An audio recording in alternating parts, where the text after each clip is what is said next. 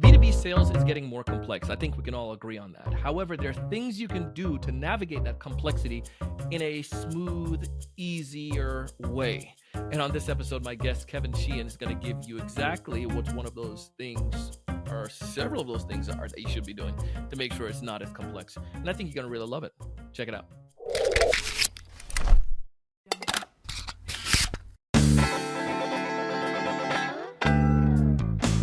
Hey, everyone. Welcome to another great episode of the Sales Evangelist Podcast. I'm your host, Donald C. Kelly, the Sales Evangelist. And I'm so excited for another great episode. I'm so excited to be here with you today. If this is your first time listening to our podcast, this show is designed to do two things. One, help you to 3 to 5x your sales pipeline. Two, help you to close twice as many deals. And if you want to get all that good stuff, we're going to lay it all out for you. Specifically today, Kevin Sheehan, he knows a thing or two when it comes to complex sales. He and his team works with some of the largest companies in the world, especially when it comes to navigating complex projects that are not only expanding across nation, but across the globe. So think about the number of individuals that can be a part of a process like that, a sales process and deal and a complexity, and how many of them probably not at the table at the same time. How do you help to get the right people to the table? And when you do get them there, get them to be engaged so they can realize the value. I mean, Kevin lays out some really good stuff today. You can go ahead and find him and check out Sienna and some of the cool stuff that they're doing. He's a VP of sales over there, specifically sales engineer, as well as and VP of strategic solution sales. So find all the information about Sienna down below. And also you can check out some of their website and connect with Kevin on LinkedIn. As we dive into this episode today, I want you to evaluate your sales process. Maybe it's not too complex. However, the principles Kevin shared today is going to be able to help you in that journey as well. Let's go ahead and dive in. Kevin, welcome to the show. Hey, Donald, great to be here. Thanks for having me. I'm really looking forward to the conversation. When it comes to B2B enterprise selling, it's getting more and more complex these days, a little bit more confusing. There's so much more into the process. And then when you start dipping AI and all these other tools, you can find yourself in one heap of confusion. It's imperative, however, that we follow some of the basics. I'm really looking forward to some of the ideas that you have that you and your team have been doing. I bragged about you a little bit in the teaser there, but why don't you take a second and tell us a little bit more about what you do and your role? Yeah, so I'm the Chief Technology Officer of the Americas. And as part of that role at Sienna, I lead a technical team of sales engineers and sales specialists that help business customers buy our product. All right. That sounds pretty good here. I like this. So clearly, Kevin knows what he's talking about. And you're not dealing with little mom and pop deals here, Kevin. You're talking about some of these enterprise level accounts. So Kevin, with the teams that you're working with, what are some of the specific challenges that you're seeing, especially when it comes to words like enterprise level deals or when it gets into some of these complex deals? Yeah, great question, Donald. I think it comes down to, back in the day, it was very typical to have an individual decision maker. And that individual decision maker would give you a lot of time to meet with you. And if you convinced them in the conference room that you had the best value proposition and the best solution to their problem, they could make the decision. And today, more and more, in enterprise deals, we see customers that have a pretty complex council of decision makers. And you may meet with one representative of that council of decision makers, and they may go off then and make a decision or determine the next steps with 10 or 12 other people. So the real challenge is you have to be able to give them the skills, give them the tools so that they can be successful when they leave the meeting with you and go off and meet with the other decision makers within their company. So Kevin, let's talk about the what versus the why. I know this is one of those strategies.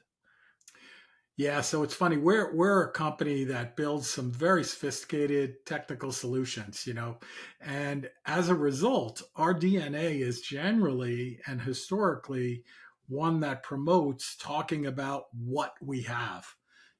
How cool it is, how many bits per second it moves, how fast it is, how little power it uses, all things that really describe the what of the product.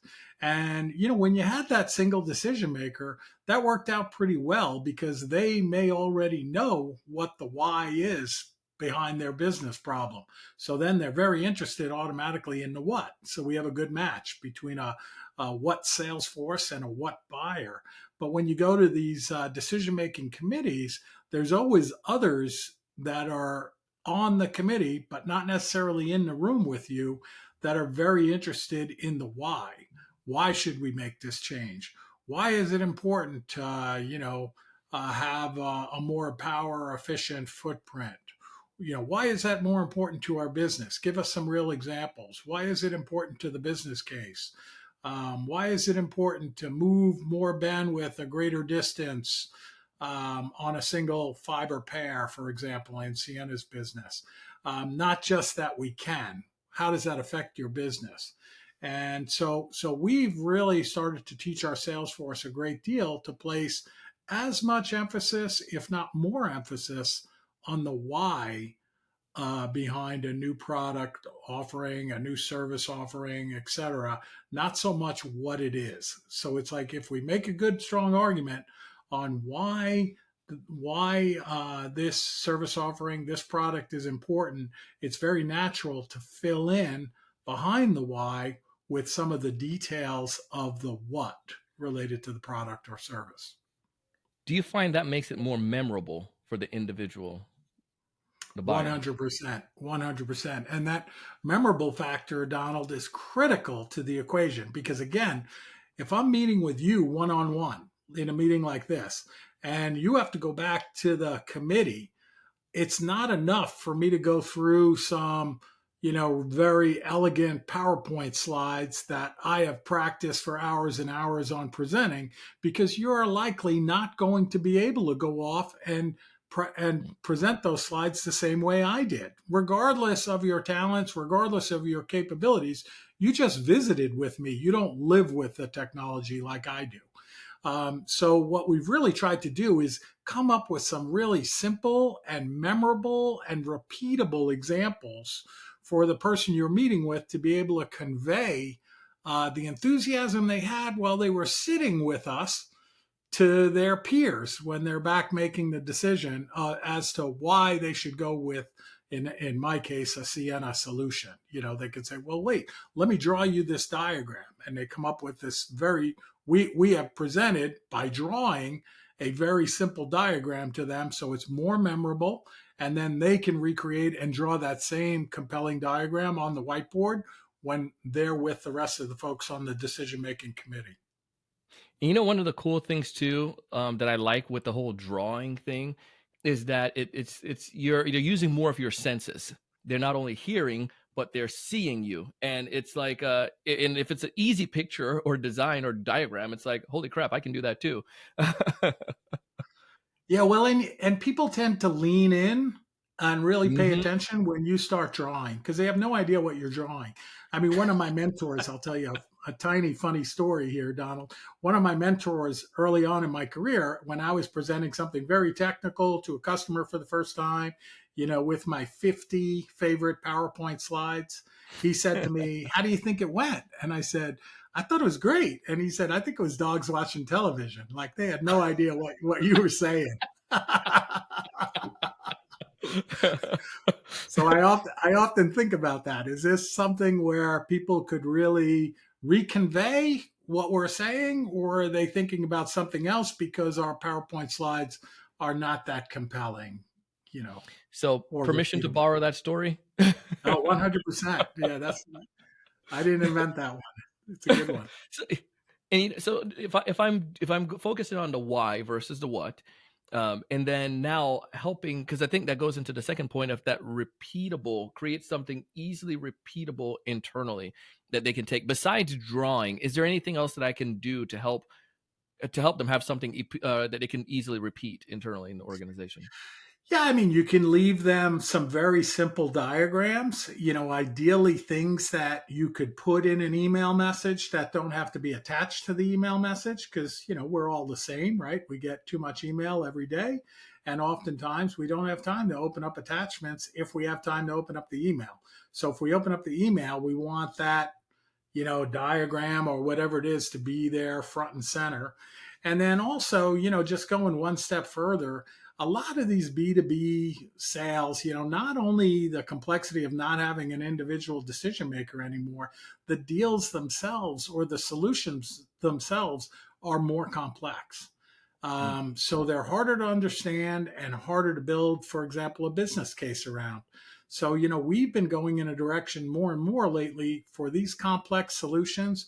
We'll give like a template and a tool for actually building a business case. And we'll pre-populate it with values that we think are appropriate for the customer, but we'll point out very clearly that, hey, we don't know your business like you, so don't get mad at us if we got something wrong here. All of these I mean, it's true, right? All of these variables you can change. And also, in terms of an engagement standpoint, Donald, that causes the customer to lean in a bit as well. They're like, wait a minute, oh, you have a tool here, and you're going to be pretty successful when they start picking apart the variables that you've populated. You put something in and say like, well, I think this will cost you, this much per month for rent of a facility, and they're like, oh no, our facilities are much more expensive than that. It's like, okay, well, that's good. You're paying attention, right? I like that.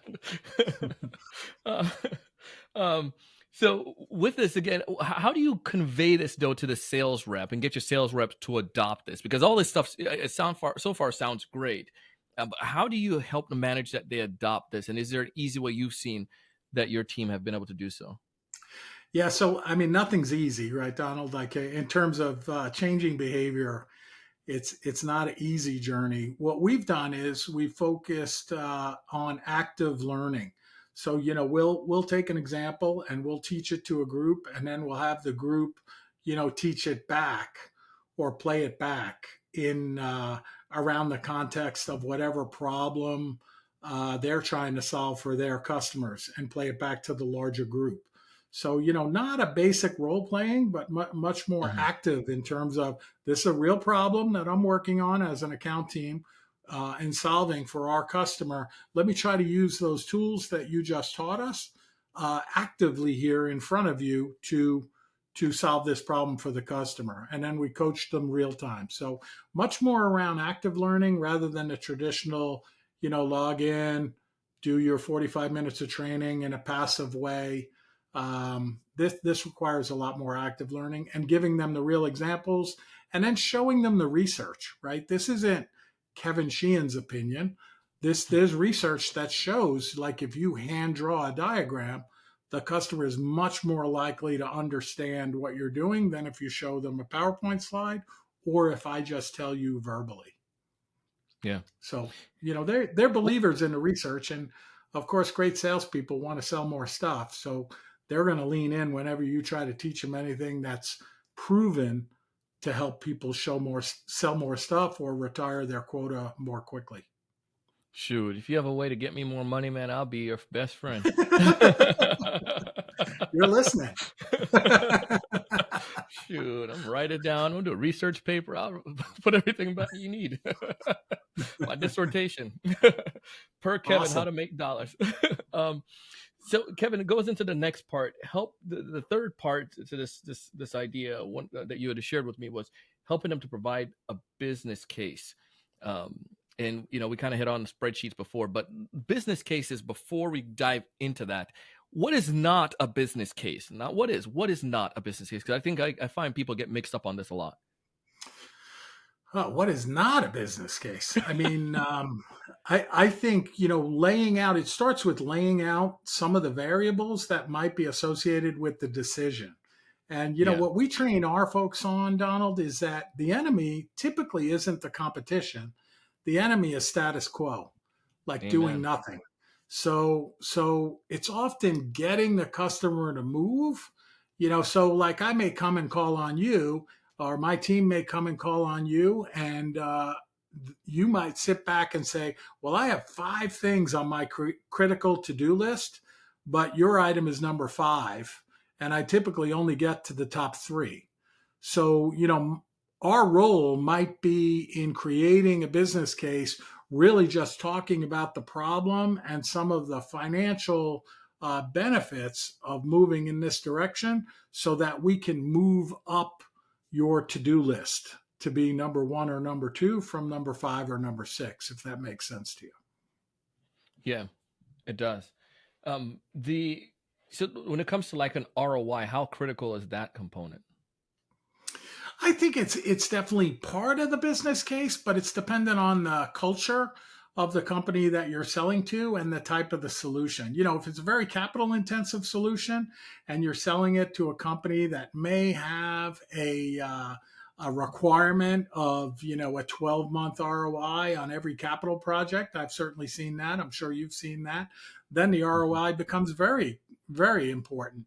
If they're solving a problem that allows them to sell more product and services to their customers, ROI is probably not that important, because if you show them that they can accelerate revenue, and close deals faster, therefore accelerating revenue and getting more revenue in the same time period, they may not be that interested in ROI because their goals may be top line only.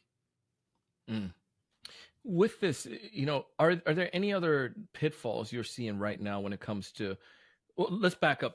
Is there a way, before we even get to the point where some of this may be, where again you're meeting with some of these decision makers or some of these stakeholders and they're taking it back? Have you seen that there's a way to help invite some of these to the party, as opposed to having to wait till after to get stuff out? And the reason why I bring this up is I was very intimidated by executives when I first started off as a BDR or as a first level AE, that I didn't feel I could ask an executive, to bring me to the table. Am I making sense on that?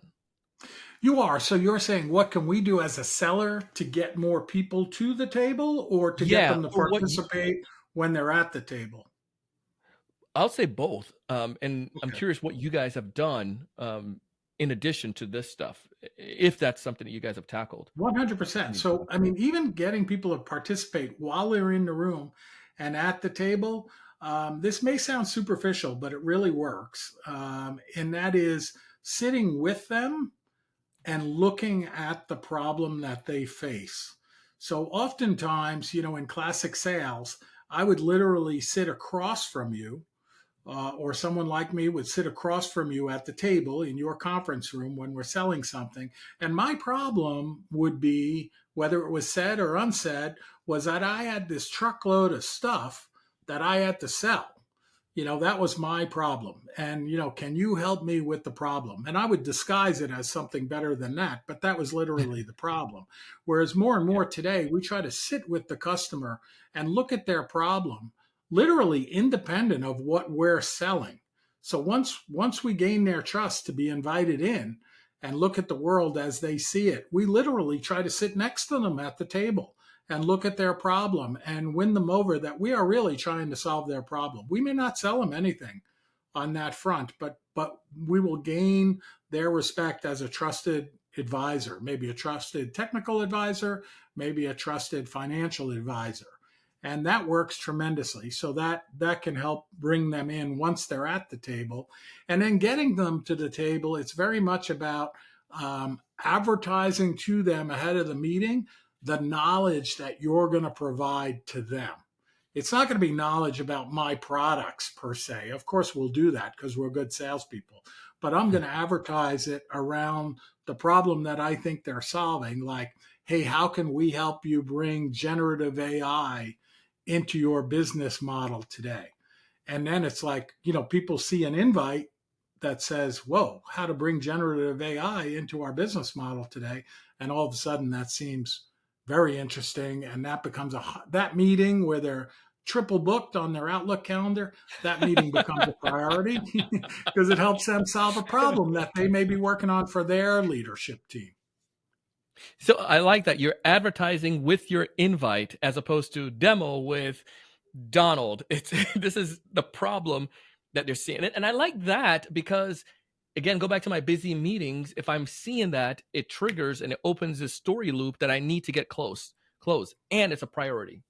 Yeah. I mean, like For example, Donald, we run here at Sienna, we run some advisory boards, some technical Yeah. advisory boards with customers and non-customers as well, just industry experts, and we've had great success with that. But the way we started them was by saying to the members, you know, we're not going to give you commercials on Sienna during these meetings. We're giving you an opportunity to meet other experts in this industry that may help you solve your problems or may help you develop a greater understanding about how some of this new technology, new products, new services may make your life easier. And it gives you a great ability to network. So, if you can develop that trust, that respect, and even some friendship as well along the way in these engagements, it breaks down a lot of barriers. But you have to bring value. The value is not my problem. Me, the salesperson trying to sell something, that's not value. The value is I'm giving you something back that can make your job easier, independent of whatever I'm selling during this time that's very valuable to you. So, some type of Hmm. educational benefit, for lack of a better description. Sales has more complexity to it, but from what you're telling me, there's a way that I can thrive. There's a clear path how I can be 100%. successful. 100%. Listen, if you don't mind telling us a little bit, some people probably never gotten a chance to learn about Sienna. Tell us a little bit more about you guys and what you do with the Yeah, with so Sienna. Sienna builds networking equipment and software to move bits and bytes around the world's network. We're the industry leader in most of the markets that we play in.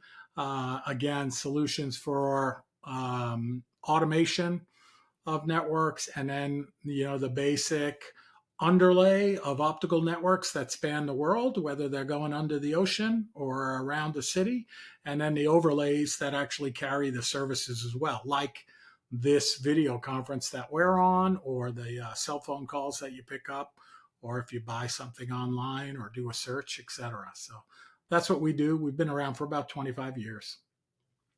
That's pretty legit. If folks want to get a chance to connect with you, Kevin, or with Sienna in general, what's the best way for them to go about doing so? Yeah, so Sienna.com is our website, Ciena.com. Oh man, Kevin, I appreciate you. Thank you for helping me to learn how to make money today, and appreciate this stuff. Thanks so much. Thank you, Donald, for the opportunity. Hey, that was Kevin Sheehan. If you have not done so already, go ahead and connect with them on LinkedIn. Also, go ahead and check out the company. You can find information about the organization as well down below via the link.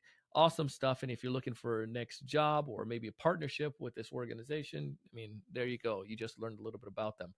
This podcast, as I mentioned, is designed to do two things. We want to help you to 3 to 5x your sales pipeline and close twice as many deals. And this episode today is definitely on that side of helping you not only to build a stronger, fatter, amazing pipeline, but also help you to close more deals, because we want to make sure you're bringing the right people to the table and know how to engage those individuals. Talking about goodness, man. Check out the sponsors as well. I mean, they're offering some amazing things that you could take advantage of, tools that you can utilize, as well as services that can benefit you. Highly, highly recommended. We've vetted them already, so it's good for you. Check it out and evaluate for yourself. As always, we want you to thrive. We want you to succeed. And if you and your team are looking for any type of business development training, we're looking to help double what you're doing with your sales efforts. You want to get more deals in a pipe, let us know. We have programs that can help you, whether it's for full cycle sellers or individual contributors. Let's make it happen and help you out. As always, raise your level of thinking. I want you to go out and do big things. Thanks so much for watching.